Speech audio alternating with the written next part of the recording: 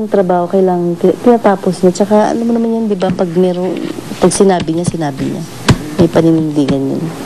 Hindi rin daw mahilig bumiyahe abroad si Pangulong Aquino. Ang huling biyahe raw noong panahon pa ni dating Pangulong Estrada. At alam niyo bang ang kanyang passport expired na? Siguro, nung congressman siya, mga 3 times lang. Or 2. Isang States, tsaka isang Japan. Yung passport niya, Expired na nga, hindi pa namin napaparenew.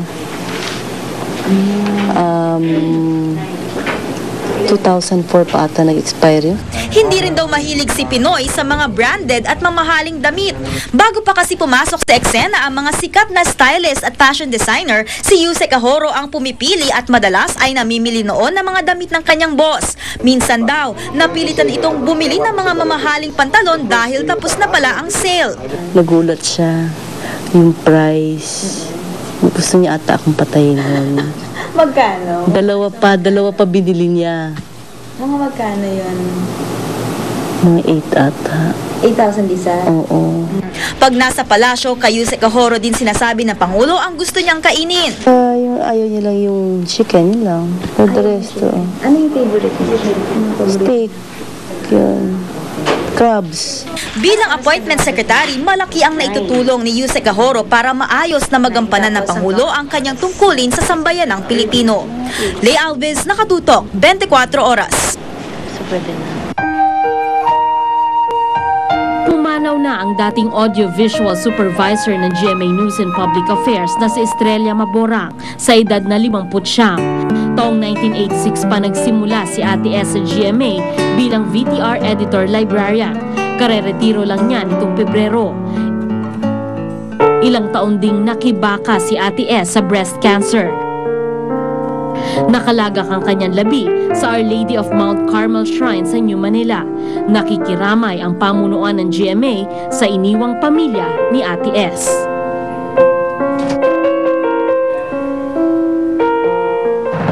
Wala raw pong sama ng loob si Vice President Jojo Marbinay kahit hindi sa kanya naibigay ang pamumuno ng Department of Interior and Local Government o DILG na dati niyang hinangad. Suportado raw niya ang bagong talagang DILG Secretary na si Jesse Robredo. Nakatutok si John Consulta. Wala raw ibang hinangad si Vice President Jojo Marbinay kay bagong talagang DILG Secretary Jesse Robredo kundi ang magtagumpay sa kanyang posisyon. Bagamat dati niyang hinangad ang pwesto sa DILG, sinabi ni Binay na sana raw may matupad ni Robredo ang kanyang mga plano at direktibang inilatag ng Pangulo. At bagamat kay Robredo ibinigay ang posisyon ng DILG, maaari pa rin naman daw umalalay si Binay sa mga local government units o LGUs bilang ikalawang pinakamataas na executive official sa bansa. Sinimulan ng araw niya ang pangangalap ng mga sumbong at hinaing para mailapit sa mga kinaukulang ahensya. Hindi lang natin kukonfine yung sarili ko sa isang department. Kasi assistant nga ako ni Pangulo sa kanyang administrasyon. Meron nga ako ipapaabot ngayong araw nito doon sa isang departamento na nakuha ko doon sa field na ugnay ito doon sa pangarap ni Pangulo para ma-increase ang revenue. Tiniyak din ni Binay na sa kabila ng kanyang limitadong budget at tauhan, sisikapin pa rin daw ng kanyang opisina na maisagawa ang ilan sa mga proyektong kanyang naipangako. Pareho kaming nasa executive department. O ako vice president. O di dapat makatulong ako ni Pangulo doon sa pag-achieve ng kanyang mga ninanais na mangyari sa kanyang pamumuno. Matapos ang maiksing pakikipag-usap sa kanyang mga tauhan, agad sumabak sa trabaho si VP Binay. Kanina, nakipagpulong si Binay kay Ambassador Katsura ng Japan. Trabaho ang mga Pilipino sa Japan sa ilalim ng GPEPA. Matapos naman dumalo sa isang kasal, diretso si Binay sa birthday celebration ng kanyang anak na si Makati Mayor Junjun Binay sa Makati. Kabilang sa mga inaasahang darating ay ilang kilalang personalidad sa politika, tulad nina dating First Lady at ngayon Congresswoman Imelda Marcos at dating Pangulong Joseph Estrada. Nandito na rin ang advance party ni Pangulong Noynoy Aquino, indikasyon ng kanyang posibleng pagdating anumang oras mula ngayon. John Consulta, Nakatutok, 24 Oras. Isang lalaking 19 na taong gulang ang namatay na magwala siya sa ospital sa Mandaue sa Cebu. Ayon sa mga saksi, biglang nagtatakbo si Alexander Landero sa operating room ng Mandaue District Hospital. Nagkasugat-sugat siya ng bunggoy niya, yang babasagin na pintura yan. Tumalon pa siya mula sa bintana. Kalaunan ay dineklara na siyang patay. Dinala sa ospital si Landero nang himatayin siya matapos niyang lumahok sa Energizer Fun Run nung Sabado.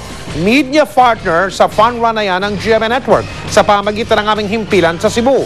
Nakikiramay ang GMA Network sa pamilya ni Landero. Sunod na nga bang bibisita sa Pilipinas ang teenage singing sensation na si Justin Bieber? Yan po ang bali-balita ngayon matapos ang successful concert dito ng nakadiscover kay Justin na si Usher. Makichika kay Nelson Canlas. Punong-puno ang Mall of Asia Concert Grounds kung saan nagtanghal si Usher nitong Biyernes. Nagbukas pa ng isang section sa gilid ng venue para lang i-accommodate ang maraming fans na dumating. Daan-daan naman ang fans na hindi nakapasok sa concert grounds. Nagdulot pa ito ng traffic sa area ng MOA. Ang fans hindi magkamayaw sa ipinakitang galing ng R&B star. Sa isang punto, nag-beatbox pa si Usher habang pinapakanta ang audience. Kiniliti rin ni Usher ang mga naghihiyawang fans sa birong maghuhubad siya sa stage. Pero hindi niya ito itinuloy dahil baka raw hulihin siya ng mga pulis. Nakita ko siya mga 4 feet away from me kasi front row naman ako sa concert. Isa naman si Labi po sa mga nagkaroon ng pambihirang pagkakataon na makaharap ng malapitan ng R&B King. Napakabait daw ng international singer pero tila umurong daw ang dila ng aktres habang kinakausap siya. Super friendly niya, as in, grabe. Nakapag-usap ba kayo? No, kasi nahihiya ako. So, after of course. Dahil malapit si Labi sa mga producers ng show, tila may inside information ng aktres tungkol sa susunod na magtatanghal dito.